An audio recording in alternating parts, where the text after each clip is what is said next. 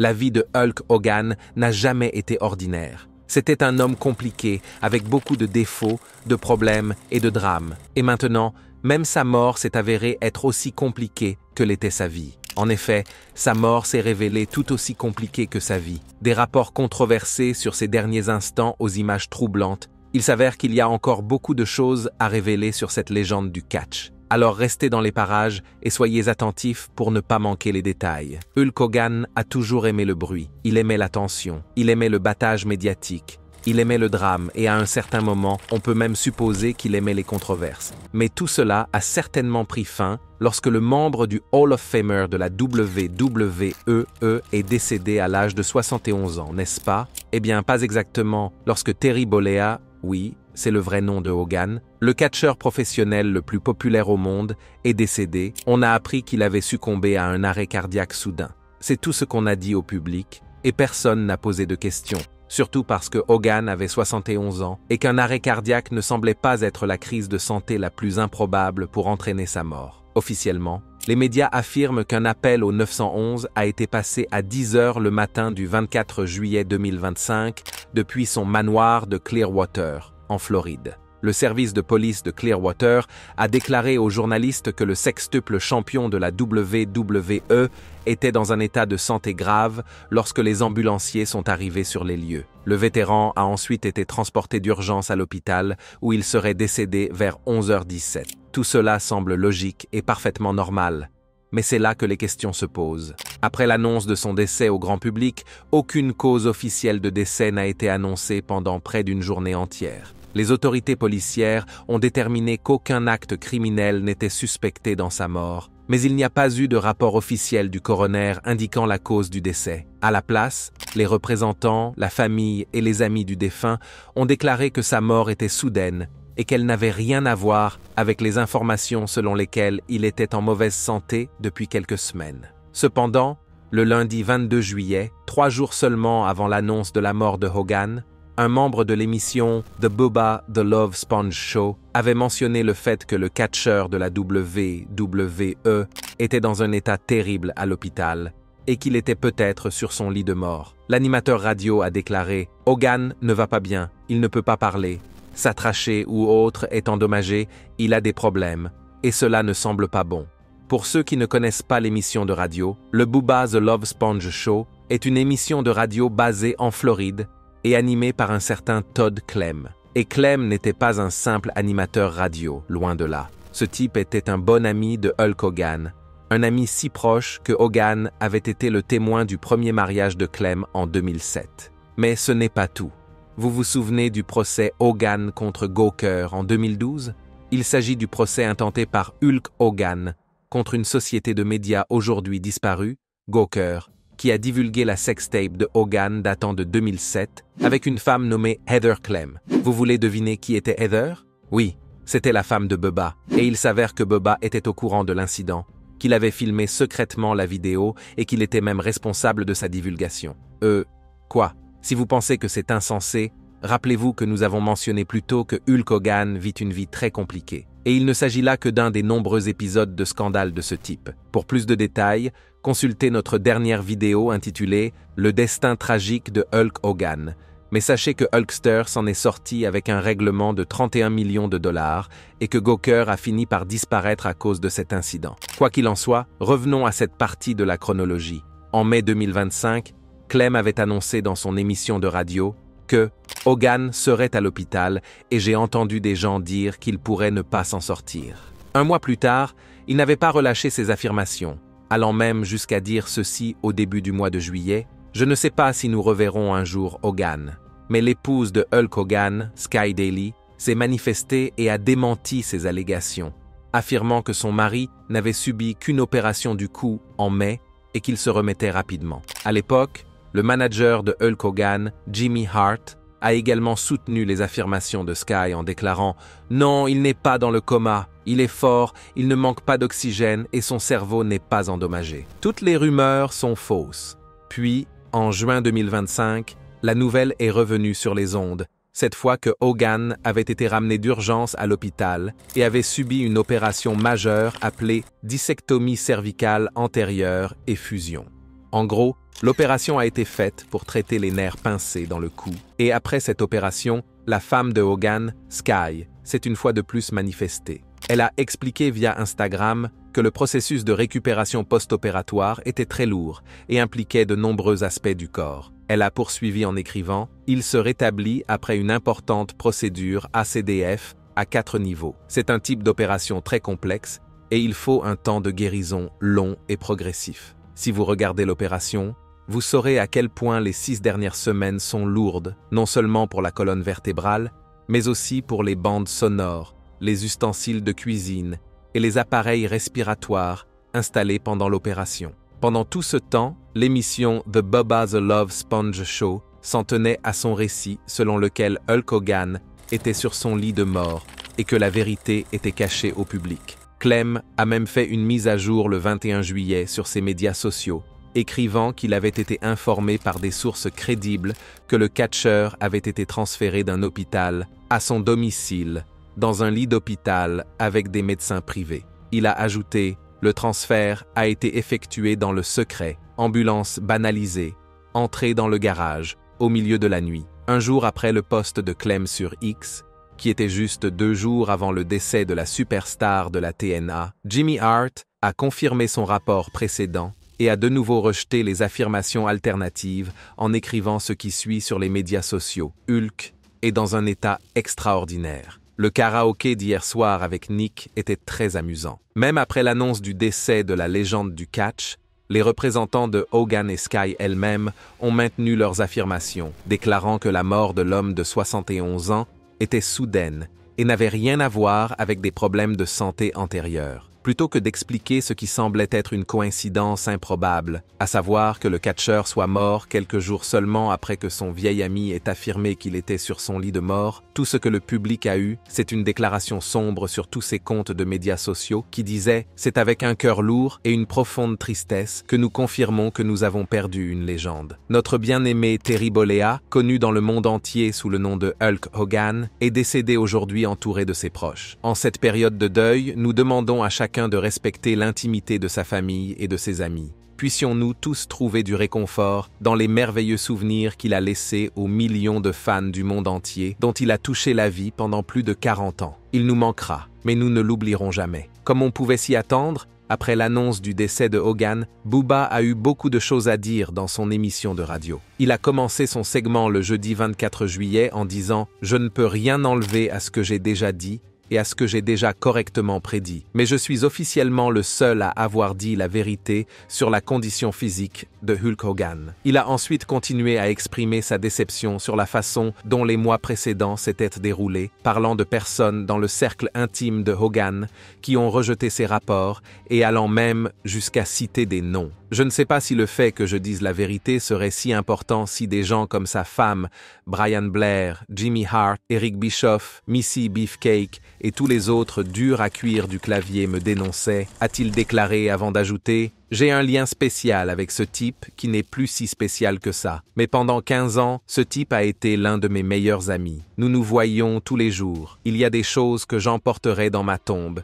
et que je sais que lui et moi avons vécu. Étant donné que le double vainqueur du Royal Rumble et le sextuple champion du monde poids lourd de la WCW n'est plus là, il peut sembler trop peu et trop tard pour avoir cette discussion. Mais les divergences concernant l'état de santé de Hogan au cours des dernières semaines de sa vie ont fait froncer les sourcils et ont remis en perspective certains rapports datant de plusieurs mois, voire de plusieurs années, avant cet incident tragique. Prenons par exemple les allégations d'un journaliste en ligne et du fondateur de la publication Fightful sur le catch professionnel, Jimmy Van der Linden. Après la mort de Hulk Hogan, Jimmy s'est rendu sur les médias sociaux pour divulguer certaines allégations contre la direction de Hogan et la façon dont elle a géré l'emploi du temps de l'icône au cours de ces derniers mois. Selon Jimmy, des proches de Hulk Hogan m'ont dit qu'il n'était pas satisfait que son équipe de direction le fasse tourner en rond en faisant la promotion de sa marque de bière au cours de l'année dernière. En tant que fondateur de la société, Hogan a autorisé la société à utiliser son image pour sa marque. Dans le cadre de cet accord, Hogan devait fréquemment se présenter aux tournages de presse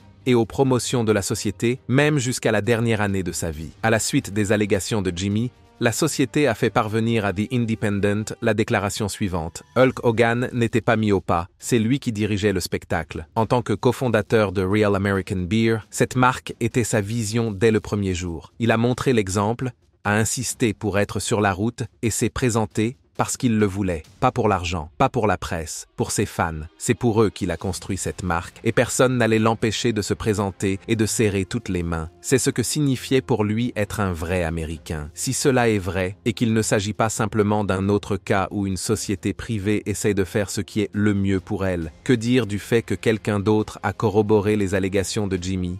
Un porte-parole de la société de gestion des talents Empire Agency qui représentait Hogan, mais n'était pas directement impliqué dans son contrat avec Real American Beer ou dans sa campagne de marketing, a déclaré à certains médias qu'il pensait également que Hogan était poussé trop loin pour son âge. Nous pensions également qu'il allait trop loin avec sa santé, mais nous ne pouvions rien faire en raison de son contrat avec le promoteur et d'autres représentants qui s'occupaient de cette affaire de bière. Il est clair que les proches de Hulk Hogan n'ont pas toujours eu à cœur de défendre ses intérêts au cours des derniers mois de sa vie. En fait, cette tendance troublante pourrait bien exister depuis plus longtemps que la plupart des gens ne le pensent. Remontons rapidement le temps jusqu'en 2023. À l'époque, on ne parlait pas beaucoup de l'état de santé de Hulk Hogan, ni d'une quelconque opération chirurgicale. Pourtant, l'un de ses plus proches amis dans le monde du catch et membre du Hall of Famer de la WWE, Kurt Angle, lors d'un épisode de son émission éponyme, a exprimé ses inquiétudes quant à la santé de Hogan. Le sextuple champion du monde des poids lourds de la TNA et quadruple champion de la WWE a déclaré « Il a perdu le goût de la partie inférieure de son corps. Il doit maintenant se servir d'une canne pour marcher. Je pensais qu'il utilisait la canne parce qu'il avait mal au dos. Il n'a aucune douleur. Il n'a rien du tout. Il ne sent rien. » Hulk Hogan, bien qu'en bonne santé à l'époque, n'a jamais fait de déclaration publique pour démentir ses propos. Au lieu de cela, ce sont les représentants de son management qui ont une fois de plus publié une réponse et vous pouvez deviner ce qu'ils avaient à dire. La situation de Hogan est bonne. C'est une personne qui a un grand sens de l'humour. Maintenant qu'il est évident que quelqu'un dans l'entourage proche de Hogan était déterminé à garder secret les détails de son état de santé, la question est de savoir qui sont les coupables. Qui pouvait occuper des postes aussi importants dans sa vie pour prendre de telles décisions? La liste se résume à 2 personnes, sa troisième femme, Sky Daily, et son manager, Jimmy Hart. Si vous êtes un fan de catch qui a suivi Hulk Hogan dans ses années de gloire, le nom de Sky Daily ne vous vient pas à l'esprit lorsque vous pensez à la femme de Hulk Hogan. Les fans de la WWE se souviennent plutôt de la superbe Linda Claridge, qui s'est retrouvée à plusieurs reprises aux côtés de Hulk Hogan sur le ring et qui a également participé à plusieurs de ses émissions de télé-réalité au fil des ans. Le couple s'est marié en 1983 et a eu 2 enfants, une fille, Brooke, et un fils, Nick. Après plus de 2 décennies de mariage heureux, la nouvelle a fait surface en 2007 que Hulk Hogan avait eu une liaison avec une femme nommée Christiane Plante. Âgée de 33 ans à l'époque, Plante était une amie proche de Brooke, la fille de Hogan, et avait même travaillé avec Brooke sur son album de 2006. À la suite de cette nouvelle choquante, Linda a demandé le divorce en novembre 2007, déclarant qu'elle avait décidé de mettre fin à son mariage après avoir découvert la liaison de Hogan. Hulk Hogan n'a jamais admis sa liaison et est même allé jusqu'à mentionner dans son autobiographie que Linda avait des problèmes de confiance et qu'elle le soupçonnait toujours d'infidélité lorsqu'il se liait d'amitié avec d'autres femmes. Il a nié toutes ces allégations. Mais des années plus tard, lorsque 2 sextapes de Hogan avec 2 femmes différentes ont été divulgués, il est apparu clairement qu'il n'avait pas été tout à fait honnête dans son livre. Quoi qu'il en soit, le couple a fini par divorcer et Hogan n'a pu conserver qu'environ 30% des liquidités du couple, soit un total d'environ 10 millions de dollars, dans le cadre de l'accord de divorce. Il a affirmé que les événements de la procédure de divorce l'ont poussé à envisager de se suicider à un moment donné. En 2010, lors d'une interview, il a déclaré que la seule chose qu'il aimerait changer dans sa vie serait de divorcer juste après la naissance de Nick. Eh bien, zut, quelques mois après avoir annoncé leur divorce, Linda et Hulk Hogan ont tous deux eu une nouvelle relation publique. Hogan a annoncé qu'il sortait avec l'actrice de Let Me In, Jennifer McDaniel, tandis que Linda a entamé une relation publique très critiquée avec un certain Charlie Hill. Hill avait 19 ans à l'époque et Linda Claridge en avait 48. Que dire de cette différence d'âge? Hill a finalement demandé Linda en mariage en 2012, mais ils ont rompu plus tard cette année-là avant leur mariage. Quant à Hulk Hogan, il s'est marié avec Jennifer McDaniel en décembre 2010 et est resté ensemble jusqu'en février 2022, date à laquelle Hogan a annoncé leur divorce sur Twitter dans un message qui disait « Yo Maniacs, juste pour info, les posts Facebook et Instagram sont de moi et de ma petite amie Sky. Je suis officiellement divorcé. Désolé, je pensais que tout le monde le savait déjà. J'aime mes Maniacs for life. » Yup, c'est comme ça que Sky Daily est entré dans le tableau. Que diriez-vous d'un lancement en douceur? En juillet 2023, Hulk Hogan et Sky Daily, une professeure de yoga de 25 ans de moins que l'icône du catch, se sont fiancés. Sky a 3 enfants d'un précédent mariage, bien plus jeune que les 2 enfants de Hogan. Le couple a gardé l'essentiel de sa relation secrète, mais s'est marié à Clearwater 2 mois seulement après avoir annoncé ses fiançailles lors d'une cérémonie privée. Et par privé, nous voulons dire que même la fille de Hogan, Brooke, n'était pas présente. Brooke s'était éloignée de son père suite au scandale d'infidélité avec son ami en 2007, mais a expliqué sur Instagram que sa décision de ne pas assister au 3e mariage de son père était pour sa guérison et son bonheur. Son message était le suivant. Pour mon propre voyage vers la guérison et le bonheur, j'ai choisi de créer une certaine distance entre moi et ma famille, et je me concentre sur les personnes et les choses qui guérissent mon cœur et s'alignent sur mes croyances, mes objectifs et mes valeurs personnelles. Je lui souhaite bonne chance. Dans sa vie privée, Brooke avait déjà essayé différentes carrières. Elle a eu une carrière de chanteuse au début des années 2000 et a fait des tournées avec Hilary Duff et les Backstreet Boys à un moment donné. Elle a également eu sa propre émission de télé-réalité intitulée Brooke Knows Best, dont l'objectif était de lui permettre de gérer ses problèmes familiaux et de travailler sur sa musique. À un moment donné, Brooke s'est également essayée au catch professionnel, faisant ses débuts à la WWE en 2006. Au cours de la dernière décennie, elle s'est toutefois tenue à l'écart des projecteurs et élève maintenant une famille avec son mari, le catcheur de la Ligue nationale de hockey Stephen Oleksy, après une précédente relation avec l'ancien centre des Cowboys de Dallas Phil Costa. Quant à Nick, l'autre enfant de Hogan, il est resté à l'écart la plupart du temps, sauf lorsqu'il avait des démêlés avec la justice. Il a tenté une carrière dans la course automobile, mais n'a obtenu qu'une licence de compétition de Formule D en 2006, dans le cadre de Formula Drift. Ironiquement, quelques mois plus tard, il a été impliqué dans un grave accident de voiture qui a causé des lésions cérébrales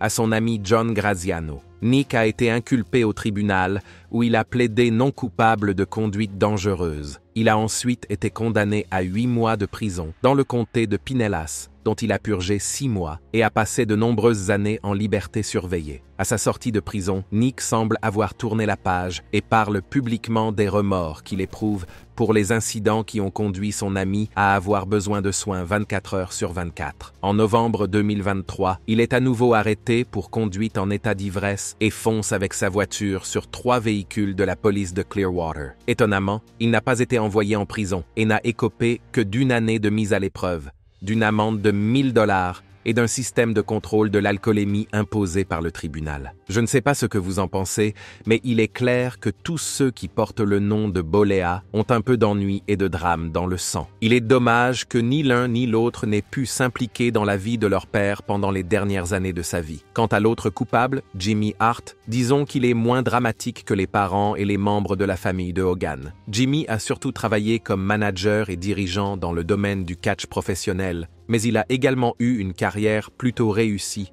en tant que compositeur de musique et musicien. Il est considéré comme l'un des plus grands managers de l'histoire du catch professionnel, ayant géré certains des plus grands noms de l'industrie. Nous parlons ici d'Andy Kaufman, The Honky Tonk Man, Bret Hart et Jim Neidhart, Jerry the King Lawler, The $1 Million Man, Ted DiBiase, Dino Bravo, les Nasty Boys, The Giant et bien sûr Hulk Hogan. Il est entré dans l'industrie du catch en 1978, après avoir été amené à la Memphis Wrestling par Jerry Lawler. Il a ensuite travaillé à la WCW, à la TNA et surtout à la WWE, avec laquelle il est toujours lié par un contrat Legends. Avant sa carrière de catcheur, Jimmy était membre du groupe de rock The Gentry, surtout connu pour son tube Keep on Dancing, classé parmi les 5 premiers du Billboard Hot 100 en 1965. Il a également fait quelques apparitions dans des séries télévisées et des films au fil des ans, ce qui prouve qu'il est toujours occupé,